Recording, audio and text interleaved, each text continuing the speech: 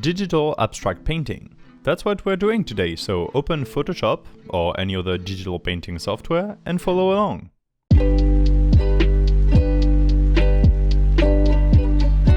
Well, hello there, I'm Détroit. I love abstract drawings. I mean, half of this YouTube channel that you are definitely subscribed to consists of abstract drawing videos. But I almost never draw something abstract digitally. I love my pen and ink on a sketchbook or the occasional A4 paper. But really, you can do abstract stuff digitally too. As you can see, I'm starting with line art. This is not mandatory at all, it's just a way to wake up my brain and figure out what I will draw.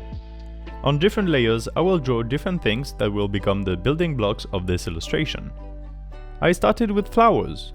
Painting abstract things doesn't mean you can't use digital shortcuts, so I drew one and copy-pasted it a few times, then rotated them and arranged them neatly on the square canvas. After the flowers, I made circle arrangements. They look like bubbles to me. My third element is a blob shape that I'm drawing twice. What I'm interested in is the area between the two blobby lines. I will cut this area into small parts and keep every other part. Drawing abstract stuff digitally is fun, but for some reason it still feels a bit like cheating to me. I don't know why. It's definitely not cheating, and yet it feels like it. I think I'm still under the impression that to paint abstract things you need a huge white canvas on the floor and you need to let all your emotion rage on the white surface, covering half your studio with paint in the process. It doesn't make any sense. You don't need that. It's like poetry. You always imagine poets with a half-crazed gaze, naked on top of a roof and howling at the moon. The classic tortured poet image. But most poets probably write sitting in a comfortable chair and sipping on their tea or coffee. This is the same thing. You can draw abstract stuff without the process being part of the artwork. Anyway, after the other patterns and lines, I added more circles, a few lines crossing, lozenges or diamonds, and I finished the line art. Or sketching, if you will, by drawing a square grid. It's time to pick our colors. I pick colors just like that, just because they pleased me, but let's act as if this were written on a small plaque next to the painting in an art gallery. These colors represent summer. The vibrant tones evoke the heat of the summer, but also the fresh winds in the morning and the salty air of the ocean. You see what I mean? It's always stuff like that, when really I picked a few blues, one green, and to contrast I also picked a yellow, an orange and later a pink.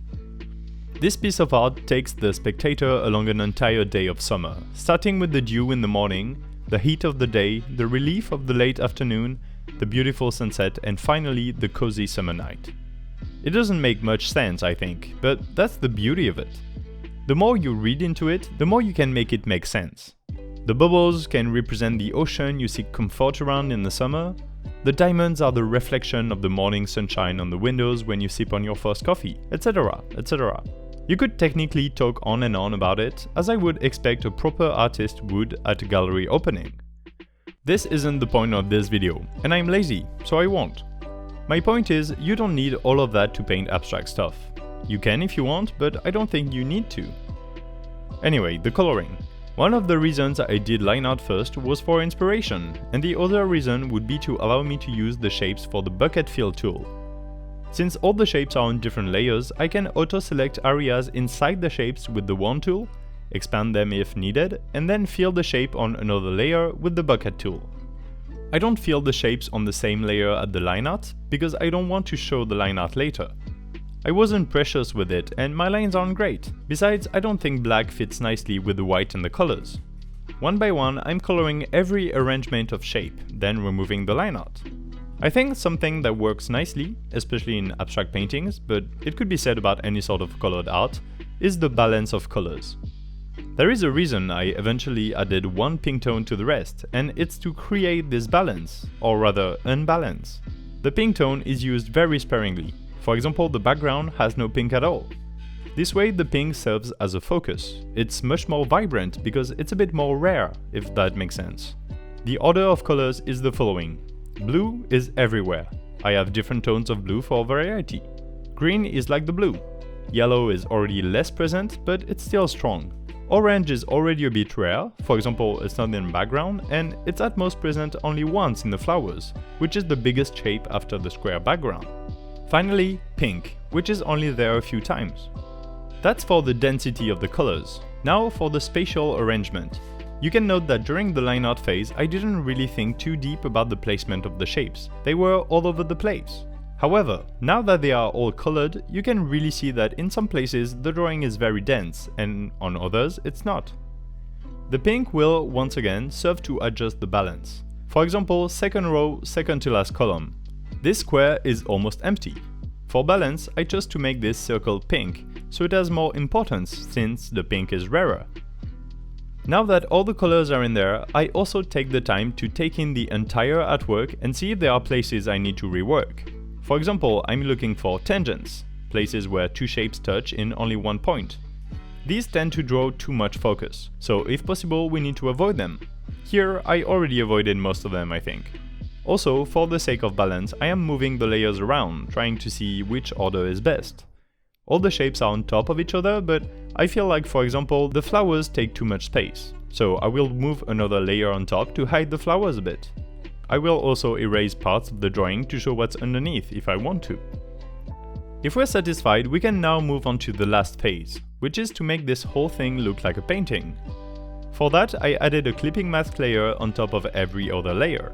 I picked one painterly looking brush, 2 tones, and I went mad with it for a second. The tones I chose are white and red. White seems obvious, because the canvas was white to start with. So white doesn't really add colors as much as it takes some color away. What I'm interested in is the texture it will give me. I'm using big, large ball motions with the brush, which will create a pattern of their own. I think abstract art has a lot to do with letting the picture emerge by itself, and not trying to force it to match your expectation. Now, red. Why did I choose a deep red? Again, just like the pink, it's for maximum contrast. Red matches the orange, the yellow and the pink, but not the green and the blues. It will make the warmer tones pop out and the colder tones fade a bit. I will try as much as possible to oppose one cold shape with bright white and one cold shape with dull red, for example. Again, the best example are the flowers. One blue petal will be darkened by the red and another blue petal will be brightened by the white. I will mess around with white and red until it feels almost too much. Then it's time to stop and move on to the very last phase, which will consist of turning this flat plane into a 3-dimensional space. The white and red addition already helped with that, but more on the texture side. Now I want to erase part of the white and red to make shadows behind the shapes. I will mostly do it on the white of the background. With a very soft round eraser, I am removing some of the white behind the different shapes.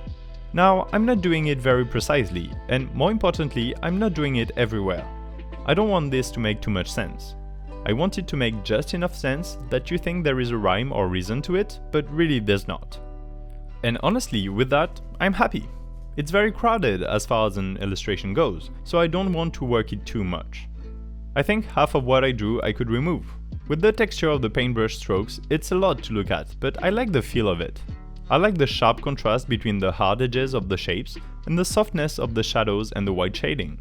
It feels precise and sketchy at the same time. I hope you enjoyed this drawing.